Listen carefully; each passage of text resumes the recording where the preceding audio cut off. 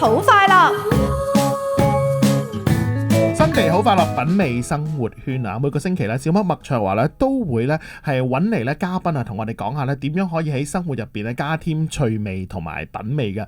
要喺生活入邊咧加添趣味咧，其實咧好多時我哋都要由細做起啊。不過細個除咗我哋要學習知識之外咧，其實課外活動咧究竟參與啲乜嘢活動咧都非常之重要。今日小麥麥卓華咧就揾嚟咗呢一個課外活動咧，我覺得就非常之特別啦。咁啊，先介紹嘉賓先啦，佢哋咧就係嚟自 I Can Cook 嘅 Miss Law 同埋譚 Sir， 兩位好。喺我身邊咧，除咗有 Miss Law 同埋譚 Sir 之外咧，如果你而家已經上咗嚟原來生活好快樂嘅 Facebook 專頁嘅話咧，你就會見到咧多咗兩位咧青少年朋友啊，佢哋分別咧就係嚟自 DSC International School 嘅周俊平同學，你好，同埋咧亦都有嚟自咧香港鄧鏡波書院嘅鄧海峰同學噶，你好啊 Marcus。今次咧其實想同大家講咧就係編程啦，同埋機械人。不過對於編程呢兩個字嚟講咧，可能啊，如果你有接觸過咧，當然你知道係乜嘢咧。但係對於大部分嘅朋友嚟講咧，可能仍然係比較陌生嘅。嗱，我啊交俾咧譚 Sir 同埋 Miss Law 輕輕同我哋介紹一下，對於小朋友嚟講，乜嘢叫編程先？佢哋可以做到啲乜嘢啊？其實好啊，咁咧其實編程咧，我哋就而家好多同學仔啊，或者家長都會聽過啦。咁咧其實係訓練緊同學仔嘅運算思維，我哋叫做一啲程式邏輯，即係話咧點樣？其實你而家知道啦，現今嘅世代係 AI 世代，其實所有小朋友對於接觸新科技都已經唔係一啲新鮮事啊。係。咁但係佢哋嚟講咧，要學識一樣嘢就係話佢哋點樣同電腦溝通，或者指令電腦去做一啲嘢，然後完成到佢哋想要個電腦或者機械人要完成到佢哋一啲指令同任務咁樣嘅。咁所以咧呢一個透過呢個叫做編程，就係一啲電腦程式語言去教個電腦，希望佢做到佢想做嘅嘢咯。係嗱，呢樣嘢非常之緊要。我哋成日覺得科技幾先進都好，你唔識得善用科技咧，其實就等於咧係冇用到個科技啦。喂，不過講好容易啦，其實喺青少年朋友嚟講，要學編程難唔難呢？譚 Sir 啊？其實一啲都唔難嘅。係我哋而家世代有好多工具係幫到小朋友學一啲由淺入深咁去學習編程。譬如我哋兩位同學咁啦，喺我哋嗰個韓國編程機械人課程入邊，佢可以由一個好基礎嘅編程理論，慢慢建構屬於自己設計嘅機械人，咁當中運用到一啲邏輯思維啊，或者一啲學習到編程語言啊，咁仲有好多機會俾佢學以致用啊，或者參加啲比賽啊。其實呢啲都係幫佢學習編程嘅方法啦。其實咧學習編程咧，當然咧就要有優秀嘅導師啦。嗱，我知道咧喺你哋嘅機構入邊咧，其實咧都有好多唔同嘅編程課程。如果係而家有家長朋友咧，即係覺得，咦，講到即係編程都幾重要，對於小朋友嚟講咧，除咗書本上面嘅知識之外，其實呢個都係一個訓練大腦思維，同埋我覺得最緊要係個邏輯思維嘅其中一樣非常之重要嘅元素。如果要真係報名，係要由幾細個開始，或者會唔會有個年齡嘅界限，要一定嘅歲數先至可以做到嘅咧？我哋課程其實或者出邊啦，一般啦，講緊可能幼稚園已經可以開始學習啦。因為學習邏輯呢樣嘢咧，就唔使要好大個嘅，細個都可以有個邏輯思維學習嘅。咁當然啦，有唔同用唔同工具，譬如要一啲我哋叫做機械人課程啊，或者一啲專門編程課程啊，嗰類去幫手咯。明白啦。嗱，咁身邊有兩位咧，就係青少年朋友啦。咁我問下佢哋先。講咧，我哋大人講咧，就當然好似比較容易。咁但係究竟用到啦，或者學到嘅時候，又係點咧？先問下我身邊周俊平同學先。周同學你好。係啦，嗱，我知道咧，其實咧，你咧就學咗編程，而且如果而家大家上嚟咧，原來生活好快樂嘅 Facebook 專頁咧，見到嘅咧，除咗咧就係佢自己砌出嚟嘅呢一個機械人啦，或者我哋叫做一架係你編程咗嘅一架車啦，陣間先介紹係咩嚟之外咧，前面呢啲咧同編程有關，不過唔係編程出嚟嘅，反而咧就因為你贏咗某一啲比賽咧出嚟嘅一啲獎牌，以及咧哇好多唔同嘅一啲獎座啊！嗱，陣間我哋先講你贏咗啲咩獎，不過我哋先睇下咧呢一架車先。我相信咧都幾多朋友咧對於呢一架車好似有啲興趣，你可唔可以介紹一下咧你呢一件嘅完成品其實係啲咩嚟㗎？佢係一部雙破機械人，雙破機械人呢個比賽咧係玩兩部機械人去撞啦，只要當一方嘅機械人啦，只要俾撞低咗人哋，或者拱走咗人哋部機械人啦，或者撞到人哋嘅嗰條柱啦，你又會贏咯。係冇錯。喂，咁可唔可以介紹下你自己咧？呢一個嘅機械人咧，有啲咩特色啊？等我哋可以知道究竟你當時設計嘅時候諗緊乜嘢，好唔好啊？當時我砌呢部機械人嘅時候啦，我係因為之前有參加過呢個雙破機械人嘅比賽啦，所以我亦都運用咗之前參加雙破機械人嘅經驗同埋當時嘅 idea，所以今次亦都沿用翻上次嗰塊擋板，去令到人哋嘅機械人咧撞埋你嘅時候會反車或者容易拱出去。今次呢條鐵可以講話係條嘅嘢，前邊呢一條啦，佢係可以令到人哋嘅機械人啦，如果揸過嚟同我啲個機械人撞埋嚟嘅話啦，佢個碌有機率啦，可能會棘住呢度，令到佢會冇嗰個摩擦力去捉住個地下，就可以好容易咁樣拱走人哋個機械人咯。喂，所以我見到咧，即係阿 Miss Law 同埋阿譚 Sir，其實咧呢一樣嘢咧，除咗涉及到咧就係嗰個邏輯性同埋個編程技巧之外咧，其實佢個分析能力都好緊要喎，即係已經顧及到就係喂，究竟人哋如果有啲乜嘢發生喺自己身上嘅時候，我哋有啲咩可以擋同可以避？喂，其實可唔可以全面啲講下咧？其實對於小朋友嚟講編程課程咧，對佢哋除咗喺一啲邏輯或者係學識上邊咧有增長之外，仲有啲咩好處啊？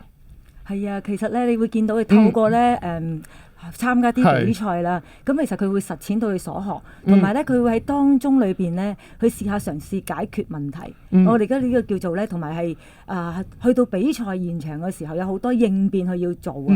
咁呢個亦都係佢係成長嘅一部分。我哋會見到佢其實去到一個比賽咧，佢其實唔係單純係咁即係玩呢個對戰，其實佢會諗一啲策略嘅，有唔同嘅對手，佢應該點樣應付啊？咁咧呢個先至係嗰個難能可貴嘅地方，佢可以學到好多呢啲特別嘅資。係啦，我問翻阿周同學先。咁頭先咧 Miss Law 都講咗，其實你哋學到同埋咧個腦咧都用得好多啦。但係初學嘅時候，你係幾多歲啊？當時我好似大概係9歲定係10歲？係即係9歲10歲咧。你問我咧，當時我都仲喺屋企睇緊卡通片啦。9歲10歲學習編程咧，你當時有冇覺得有啲咩難度，或者你自己使唔使花好多時間啊？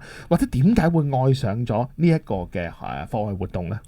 我當時喺學嘅時候咧，會覺得困難係好正常，因為啱啱接觸一樣新嘅事物啊嘛。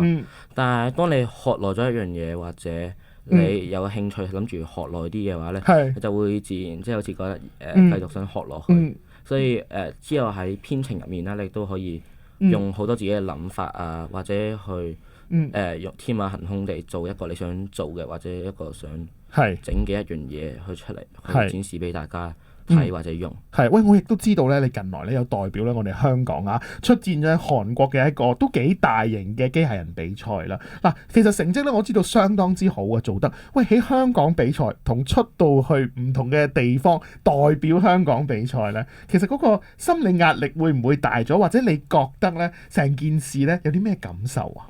我覺得我都唔係一個好勁嘅人啦，所以我去到嗰陣時都有好驚或者好即係好焦慮，驚會唔會點？但係其實我覺得輸咗有啲好正常啫，即係去見識下去玩下啫嘛。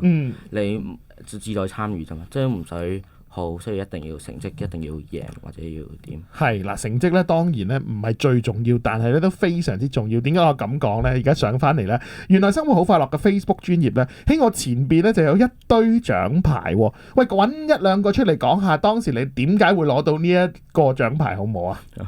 係當時我攞呢個獎牌，呢個係我記得好似係雙破機械人嘅比賽啦。係我當時咧有砌咗一部即係好似呢部機械人啦，去盡量去即係亦都嘥咗好多嘅，係啦，攞呢個亦都諗咗好多戰術去盡量贏。之後仲有邊個係最有難忘嘅經歷㗎？呢個係點解咧？你講嚟聽下。呢個亦都因為雖然我冇贏啦，亦都冇攞到啲。呢個就係韓國嗰個啦，係咪？如果我冇睇錯，係啦，你講啊。之後我雖然冇贏到個比賽，但係攞啲證書，亦都好難忘，因為佢嗰度好震撼，好多人啦，亦都好開心，因為可以去參加呢個比賽，亦都可以代表香港去比賽。係呢一樣嘢，其實咧嗰種感受啦，同埋咧喺一個唔係屬於自己嘅地方，但係咧可以參與其中咧，其實都非常之特別。嗱，我冷落咗阿鄧同學阿 Marcus 到我問你啦，你由幾多歲開始學習編程嘅咧？我大概係中嘅時候，大概12歲嘅時候先第一次開始接觸呢個機械，即係韓國呢個課程啦。有冇覺得相逢恨晚啊？有少少嘅，其實係。即係早啲開始嘅時候，可能咧會更加自己咧可以學到多啲，係咪？係啊。係。喂，不過其實嗱，12歲先開始學咧，會唔會又有12歲嘅好處咧？譚 Sir，不如你又話下俾我聽，會唔會大個先至開始學，反而都唔算遲嘅，反而又有另外一種嘅優勢咧？嗬。其實又冇話分遲或者早嘅，咁喺唔同年齡有唔同合適課程俾小朋友啊，當然，咁好似阿鄧同學咁樣，咁佢雖然佢12歲先開始學，但係佢揾啱咗適合佢嘅方向去學，咁佢全程投入，亦都做到成績出嚟，咁大家都睇到佢亦都 enjoy 喺個過程入邊，咁呢個我覺得係好難得嘅事。係嗱，鄧同學啊，呢個時間咧就到你介紹下咧你嘅一個參賽嘅作品啦。咁大家都可以咧上翻嚟啦，我哋原來生活好快樂嘅 Facebook 專頁。咁阿 Marcus，不如你介紹下咧你嘅參賽作品好唔好啊？咁呢個係我今年參加嘅比賽都係雙目機械人一樣，都係同阿周同學一樣嘅。咁我就都係採用翻佢一個戰術啦。就係前面就擺4個呢啲斜路嘅鐵板啦，都係主要都係想減低對手嘅摩擦力啊，同埋佢哋喐嘅時候，可能佢想反我嘅時候，我卡住咗佢下面，變咗佢反唔起我，變咗反起咗自己。即係希望我重心咧就喺中間啦，咁變咗佢冇咁容易反起我啦，係啦。咁點解咁做咧？就係因為通常我見到上屆相撲機械人嘅時候，有啲其他選手啦，就佢哋機械人就成日因為重心唔夠重同埋擺位唔同啦，就變咗成日俾人反咗出去。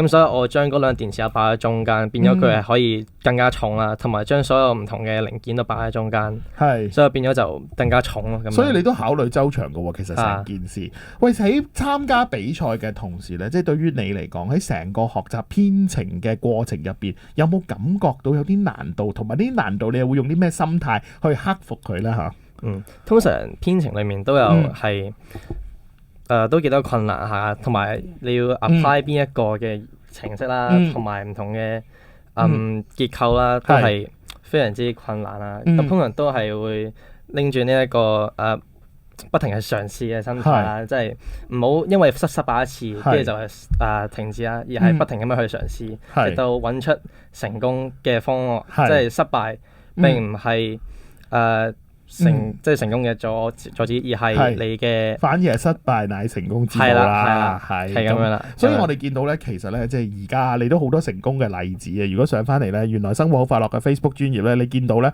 喺阿 Marcus 前邊都係一樣咧，有一堆嘅獎牌咧係贏咗嘅，即係證明咧，其實我相信人人都有機會可以做到，只要咧你肯去開始，肯去學習，肯去動你嘅腦筋，而且咧除咗課本上面嘅知識之外咧，我諗大家通過成個編程咧，可以得到嘅就係當中你一步一步咧，去由唔得到慢慢到得嗰一種咧，唔止係樂趣啊，我覺得係一個經驗嚟嘅，而呢個經驗咧係受用終生嘅。咁啊，希望咧兩位同學繼續努力啊，下次咧代表香港出去比賽嘅時候咧，我哋更加要攞得好嘅成績。不過咧，我覺得兩位同學嘅分享唔夠喎，Miss Law、譚 Sir，下個星期再帶多兩位同學上嚟俾我哋分享好唔好啊？好啊！好啦，咁我哋下個禮拜咧再見大家。